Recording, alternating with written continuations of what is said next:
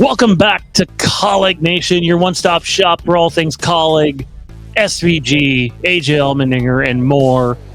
Joining me again is Ryan, and in today's episode, we dive in to an SVG stat dive, and we're not going to waste any time other than this.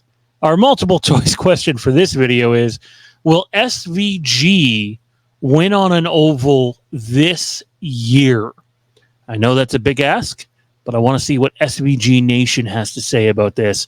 Yes, no, or maybe. Comment down in the comment section below and share your thoughts there. Feel free to elaborate more if you will. Don't forget to like, comment, subscribe, turn notifications to all to keep up to date with all of our content. Without further ado, though, let's dive into this SVG stat dive. I won't lie, I busted my ass off on this and really got into a lot of stats here. Ryan, just before we dive into the whole thing here, is there anything that stands out to you? Like, is there one particular stat that you look at, good or bad, and you go, oh, that's intriguing? To be honest with you, no, not really. He's kind of about where I expected him to be. I would say his adaptation to super speedways has been impressive. It's, for all intents and purposes, the easiest thing to adapt to, but he's proven right out of the gate that he can run up front and push drivers and be pushed. So I would say his skills on the super speedways have been a bit of a surprise to be how good they are as quick as he's been around at this point. All right, so let's dive into it. On super speedways, SVG has 5 starts. I want to dive into this a little bit more and clarify how he has 5 starts. I wanted to break it down just into 4 categories. And being the package that the Xfinity series uses on Pocono and on Indianapolis, I have them included in with the super speedways. So that is, I just want to be upfront with everybody so everyone knows where we got the numbers from. 5 starts, 2 top 5s, 2 top 10s, an average finish of 14.4, an average start of 17, and a driver rating of 79.2. For those that don't know, your driver rating is a combination of your consistent lap times, your fast lap times, how you're running, how many cars you're passing, just your overall performance in a race. And I have to say, man, on the super speedway side of things, he is better than what I thought he would be in year 1. Yeah, I mean, second race of the season, right, at Atlanta, he goes out and finishes 3rd, and mostly on merit. Like, he drove himself there. AJ, if I remember right, got wrecked out of that race pretty early, and he didn't have a lot of support, and he was able to just wheel his way to the front. So that was really good.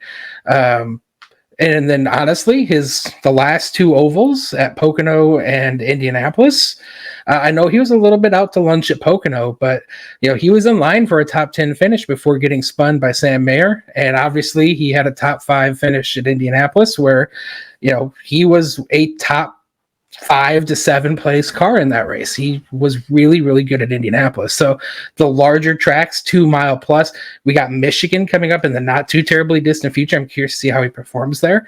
It seems like he has adapted very well to the large tracks, whether it's a full super speedway or not. It's been very nice to see him run very competitively at those style tracks.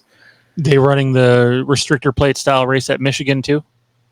I honestly don't know for sure. I believe they will be, but I can't say with certainty. Yeah, that'll be interesting. I kind of hope they do there, because I do think that's a track that will work very well for it. I don't know if you might have to lift a little in 3 and 4, but that'd be about it. Sorry, 1 and 2. 3 and 4 you might be able to get through with that type of thing on. The 1.5 mile tracks is where I have a little bit of concern. The short tracks, which we'll get to, I don't, because Kaulig as a team struggles there. But the 1.5 mile track stats are the one thing that I sit here and I look at and go, this might be what Justin Marks and company are looking at and going, he needs to get better there. 5 starts, average finish of 20th, no top 5s, no top 10s, average start of 26.4 and a driver rating of 59.7, significantly down from his super speedway driver rating. And again, that sort of is an all-encompassing thing. I do look at this one. The short track one, I think he can get away with, man. But the 1.5 mile track stats, I think the hope was he would be a bit better there. And, we're going to dive into another stat page here in a second, which breaks the season in half. But there hasn't been gains on the 1.5 mile track. And it's a hard type of racing to get used to. It's very rhythm based. It's especially with the braking style that he's used to. But the results definitely aren't there. And if this was 10 years ago, it'd be a no-brainer. He's not going up with how many 1.5 mile tracks there were. But now that there's significantly less, I do think the advantages of racing him on potentially 7 Cup road courses next year outweigh the 1.5 mile tracks. But I will be paying attention to this one for the rest of the year, because I definitely thought if his numbers weren't better, I thought his driver rating would be better, and he's just run into some bad luck. But no, he's just not been good there. So, yeah, and this is one of those deals where stats can be a bit misleading, in my opinion. I work with stats quite a bit in my day job. What I would have been good, and I know we didn't have time to do it, is to throw away the best finish and the worst finish. Because if you look at his top 5 or his 5 1.5 mile starts, his results were 15, 15, 18, 18, and like 34th. So you had one bad race. I don't honestly remember which race it was at this point. But he had one really bad finish that kind of brought these numbers down. But his average finish was 15th to 18th place. Now in the Xfinity series, there's definitely not, if this was Cup, 15th to 18th is really, really solid. Xfinity, you're at the very fringe of the good cars at that point. But driver rating, and you kind of broke it down, is lap time, number of passes, right? When you're racing, starting deep in the field, because SVG does start deep in the field most weeks, you're racing against slower cars, which means your lap time by nature is going to be slower. It's going to skew your driver rating to a negative factor. While I know that driver rating is on par with his performance, I don't think it fully indicates where he is at the end of the races. And I've said this on other videos on our social channels, that he qualifies poorly, he runs poorly in stage 1, he improves in stage 2, and by the end of the race, he is always at the best running position of his day. So it takes time for him to adjust to these tracks, and we're seeing progressive improvements throughout the race. And yes, a 15th place finish or an 18th place finish is nothing to write home about. But when you start your day running 29th or 30th and you finish in 15th, that is a huge step in the right direction over the course of the race. What I'm looking forward to seeing here as we start the second half of the season, we're about to go back to some of these tracks a second time. I want to see him progress to a point where instead of starting 28th, he's starting 20th. Instead of finishing 18th, he's finishing 12th. That's kind of the progression I'm looking to see from him in the second half of the season. And if we see those jumps in performance, while he still might not be knocking off top 10s, it's that SMT data. It's that, he can go back and review. If we're seeing that progress, I think he's going in the right direction for his Cup opportunities going forward. Quick math says it'd be about a 16th place finish doing what you suggested. So, which is fine, right? That's about where I expected him. But, we love interacting with people in the comment section. We're not here to agree with everyone's take. We're not here to ask you to agree with all of our takes. This is going to be a process for him. These stats here let you know if he, if you take Ryan's thing about eliminating his best finish and his worst finish, it's about a 16th place finish. That does not translate to a 16th place finish in Cup. That's more like a 27th or 28th place finish, more than likely. And this is what I'm talking about, is some of the people that comment in our comment section, I'm all for the passion, Keep bringing it. Your positivity is infectious. I just prefer to look at things how I see them and as realistically as I can. And they tell me that he's going to struggle. There are people in our comment section, man, that are convinced if it wasn't for bad luck, he'd be running top 5 on ovals every week. And not everybody's saying that, but we know there's been a few of them, and it's just not true at all. And while Ryan might be giving him a pass on the driver rating, I am not, because the driver rating is indicative of what he does late in a race. Because if he wasn't doing that late in a race, his driver rating would be even worse than what it is now on these tracks. And I'm about to give him a ton of credit once we get to the road courses and eat some crow. And if I'm going to do that, I have to hold it up for what it is on the 1.5 mile tracks. And on the 1.5 mile tracks, it's not good. It's plain and simple, not good. And you'll see in a future video what his teammates are doing in respect to that too. It will get better with time. He will get better with time. The only unfortunate thing is he's in his mid-30s, not his mid-20s, so time's working against him a little bit here. Short tracks, I don't want to read too much into that, man. Kaulig is just terrible at short tracks. They even AJ Allmendinger, who is a really good, Martinsville racer in the past, has not been able to do literally anything with them on that track. I think he got P1 in practice the one time, maybe qualified P2 a couple years back, and was contending until a tire went down. But he's got 6 short track stats. And again, for people's, I don't want to say knowledge, but perception of this, I have tracks like Phoenix, tracks like New Hampshire, tracks like Iowa included in with this because they run more like short tracks than a 1.5 mile track like Vegas or Texas or even a Darlington. That's just the way I view it. His top 5s are 0. He's got a top 10 on a short track, which to me is impressive as hell in Kaulig equipment. His average finish is 20.4. Average start is 23rd. Driver rating is 60.9, a little bit up from the 1.5 mile track. And, I don't hold any of this against him until the team can figure out how to run good on short tracks. It's hard to expect a guy who's just come over running ovals for the first time to run good. Yeah, I agree wholeheartedly. It's basically a useless metric to me. The Kaulig equipment, for some reason, especially at tracks like Phoenix and New Hampshire and recently at Martinsville, have just been really, really bad. When you're bringing a car that's only capable of running 15th if you maximize its performance, a la AJ, it's understandable that your finishing orders are going to be low, teens or high 20s. And to be frank, being able to finish right around 20th week in and week out, knowing that the package is not that good is, I think, a good indication for his future success. And again, I think what's kind of helps him is the braking rhythm, right? That's one thing he obviously brings over from his supercar days.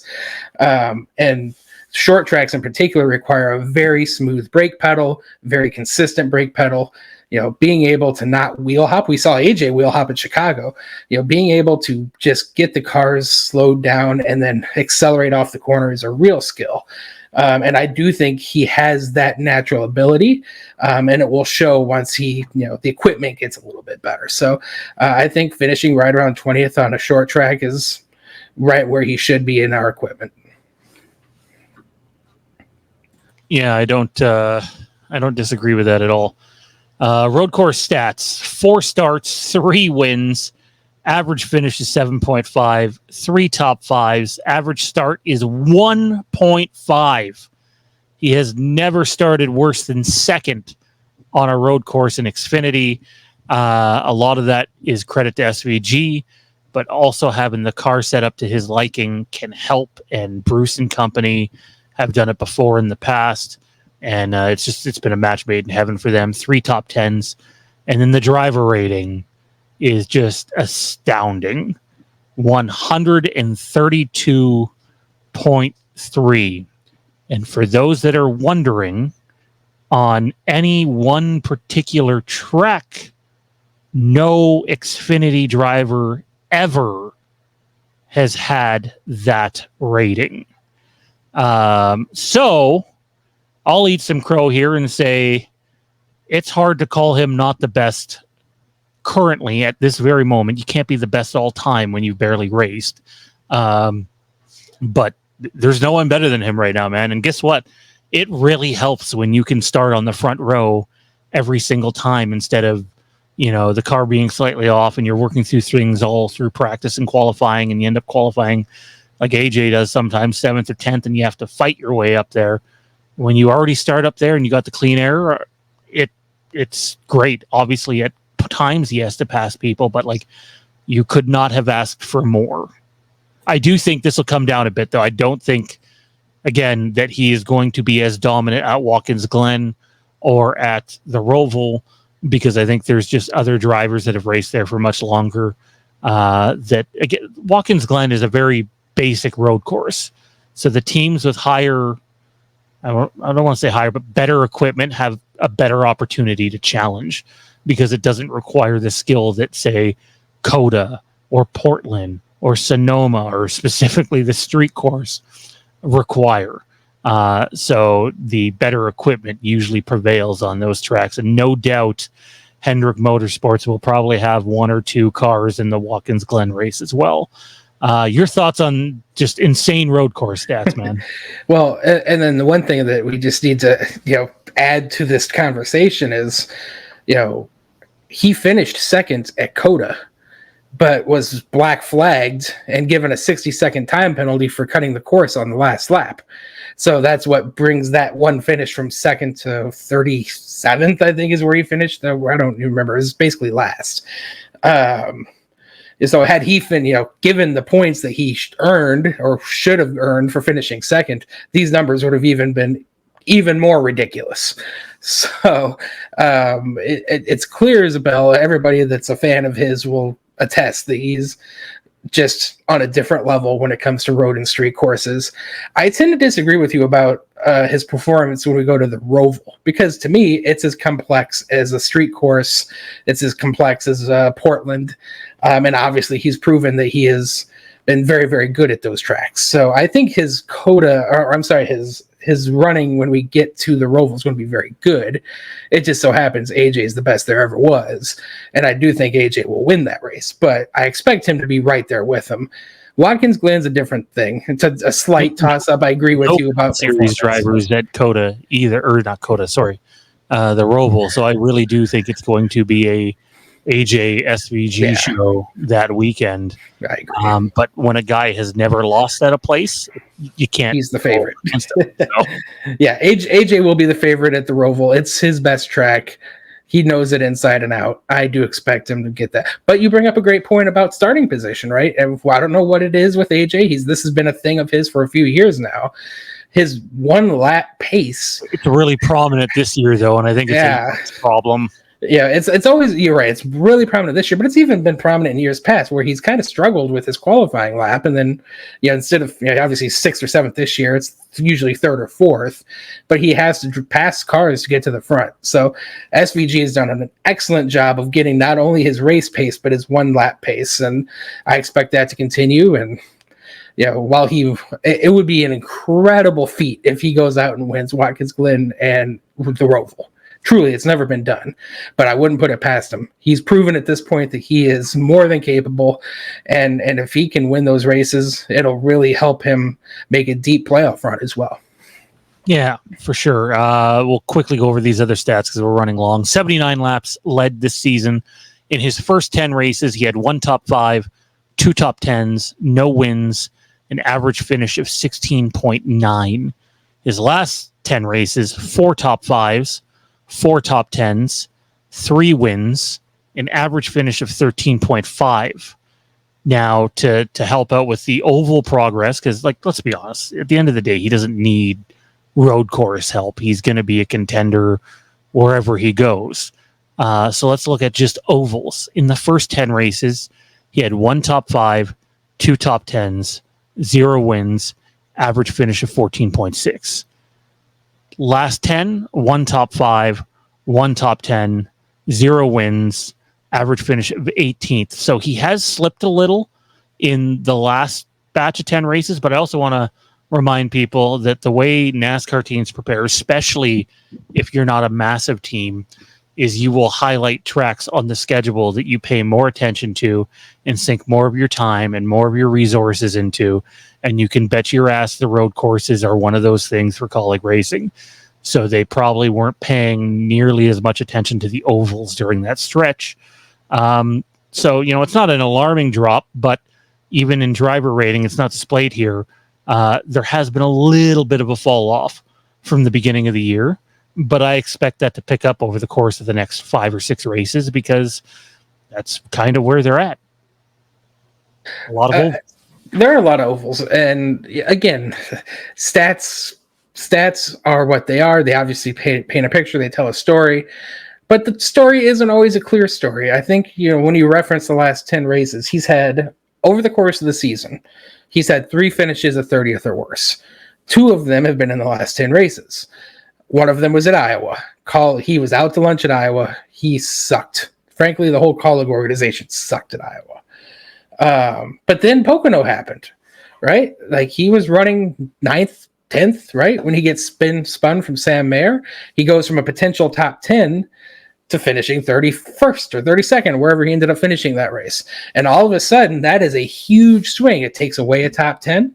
It adds a huge, number to his average finish. So, again, you can peel stats here, peel stats there, and say, oh, he's not running as well. But I think it's more of a wash. When you look at his average, his finishes, again, going back to his mile and a half, what we saw at Indy, Pocono, 15th, 18th, 18th, 3rd at Indy. He was running around 10th at Pocono at the end of the race.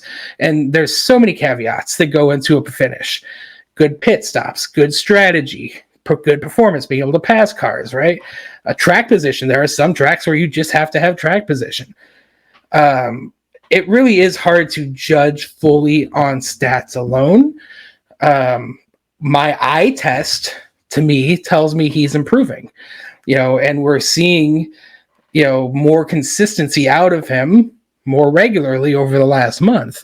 And again, we are about to start going back to the tracks for a second time.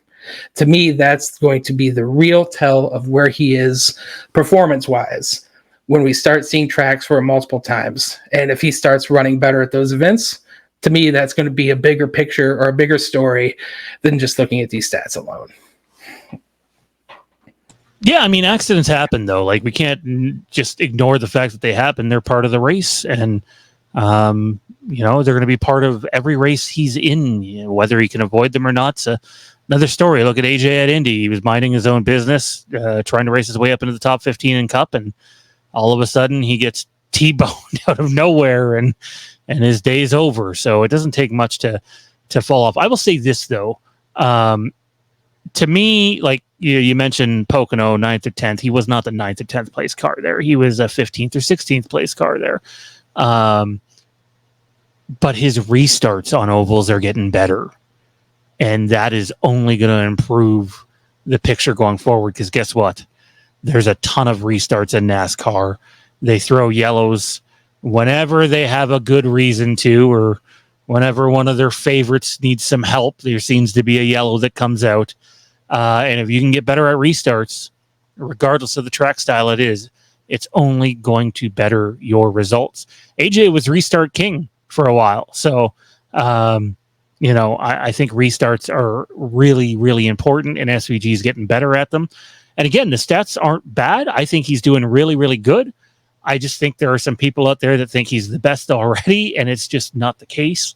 It's going to take time. Be patient with him. Give him the time, and it will get better in time. That being said, he goes Cup racing next year.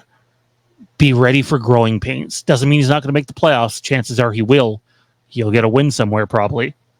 But be ready for some very long Sunday afternoons. Also, quick clarification on that is the in-car cams will be available if you're in America on WBD next year, not on NASCAR.com, which is Max, by the way. WBD owns Max.